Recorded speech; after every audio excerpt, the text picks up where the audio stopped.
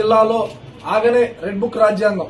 ఈ red book రాజ్యాంగాన్ని అమలు చేసి నారా లోకేష్ గారు దృష్టిలో పడి ఎలాగైనా సరే మంత్రి పదవులు కొట్టేయాలా అని పల్నాడు జిల్లాలో ఎమ్మెల్యేలు పోటీలు పడుతున్నారు.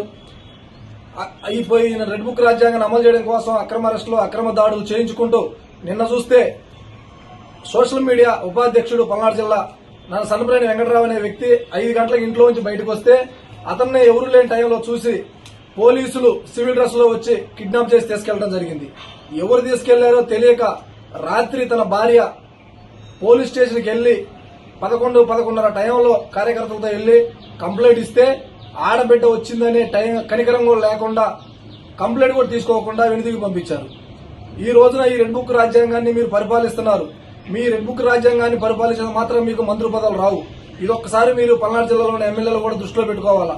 మీరు అభివృద్ధి చేస్తే వస్తే తప్ప అభివృద్ధి లేకుండా ఏం లేకుండా సోషల్ మీడియాలో ఏదో హైప్ చేసుకోవాలని చెప్పేసి ఇవన్నీ ఏ వీడియోలు చేసి పంపిస్తే మాత్రం కూడా మీకు మంత్రి పదవులు రావని చెప్పేసి కూడా ఒకసారి మనం చేస్తున్నాం.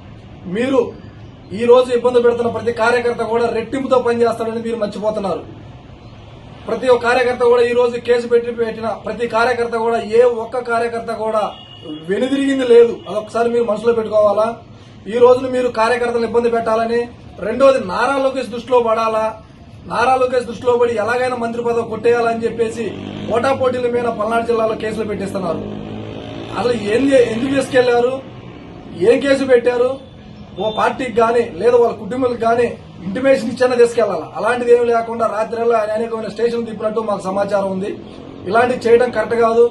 ఇటువంటి పాల్పడిన ప్రతి కానిస్టేబుల్ మీద, ఎస్ఐ మీద, సీఐ గారి మీద ఎవరైతే ఉన్నారో దీంట్లో పాల్గొన్న ప్రతి ఒక్కరి మీద హైకోర్టుకు వెళ్లి పిటిషన్ వేయడం జరుగుతుంది.